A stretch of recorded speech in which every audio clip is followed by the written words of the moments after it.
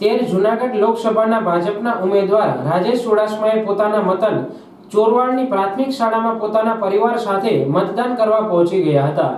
લોકશાહીના પર્વને ઉજવવા લોકોને મતદાન કરવા અપીલ કરી હતી. આજે 7મી મે 2024 એટલે લોકશાહીનું મોટું પર્વ એટલે લોકસભાની ચૂંટણી. આજે સૌ દેશવાસીઓ પોતાના મતદાનનો અધિકાર મેળવી અને પોતાનો મતનો હક અને આ સરકાર ઉપર, આ દેશ ઉપર આવનારા સમયમાં પોતાનો હક અને અધિકાર મતના આધારે કરતા હોય. મત એટલે મહાદાન. ખાસ કરીને જ્યારે દેશમાં નરેન્દ્રભાઈના નેતૃત્વમાં સરકારે ખૂબ કરેલા કામો છે અને આ દેશની જનતાએ નક્કી કરી લીધું છે કે આ દેશમાં ફરી પાછી નરેન્દ્રભાઈ મોદીના નેતૃત્વમાં સરકાર બનવાની છે. ત્યારે ગુજરાતમાં પણ 26 બેઠક જીતવાના છે. 25 સીટ હવે બાકી છે. 1 સીટ અમે જીતી ગયા છે.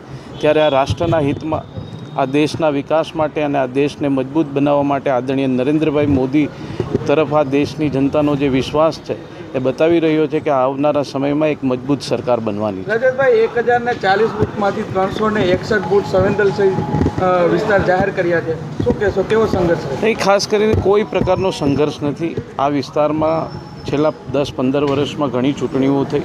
એવા કોઈ બનાવો નથી બન્યા કે જેને કારણે આ વિસ્તાર સંવેદનશીલ વિસ્તાર બની શકે.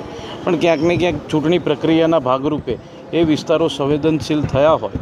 માંગરોળ માળિયાહાટીના 89 સીટના ધારાસભ્ય ભગવાનજી કરગઠિયાએ પોતાના વતન માંગરોળમાં સવારે તાલુકા પેસેન્ટર શાળાએ કાર્યકર્તાઓ સાથે મતદાન કર્યું હતું અને 13 જૂનાગઢ ભાજપના ઉમેદવારની જીતની આશા વ્યક્ત કરી હતી. વિશ્વના સૌથી મોટા દેશનું લોકશાહીનું પર્વ ઉજવાઈ રહ્યું છે ત્યારે ભારતીય જનતા પાર્ટીએ આ વિસ્તારમાં રાજેશભાઈ ચુડાસમાને ત્રીજી વખત ટિકિટ આપી અને વાતાવરણ અને કાર્યકર્તા અને મતદારોમાં ઉત્સાહ જોતા ખૂબ જ સારા વાતાવરણમાં રાજેશભાઈ જંગી બહુમતીથી જીતવાના છે અને કેન્દ્રમાં આદરણીય નરેન્દ્રભાઈ મોદી ત્રીજી વખત વડાપ્રધાન બને એવું વાતાવરણ આખા દેશની અંદર સર્જાઈ રહ્યું છે. ત્યારે ખૂબ જ ઉત્સાહ અને આનંદથી ઉજવાઈ રહ્યું છે આ પર્વને.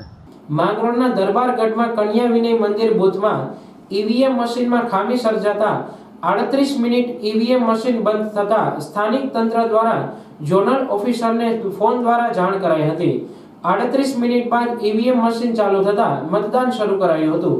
માંગરોળમાં લોકો પોતાનો મતાધિકારનો ઉપયોગ કરી શકે અને મતદાન શાંતિપૂર્ણ થાય તે માટે ચુસ્ત પોલીસ બંદોબસ્ત ગોઠવાયો હતો. છે આપણે 7 મે એટલે આપણા મતદાનનો એક જ પર્વ છે.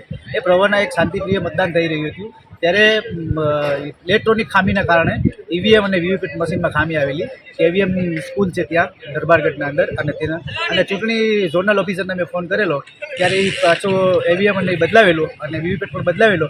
એ વીવીએમને રોજ કામ કરાવતા એમાં 38 મિનિટ અને 6 સેકન્ડ બતાવેલી. એટલે કે પાછળથી અમે તમને આ ઉમેરી કરીને સમયમાં વધારો કરી આપતા.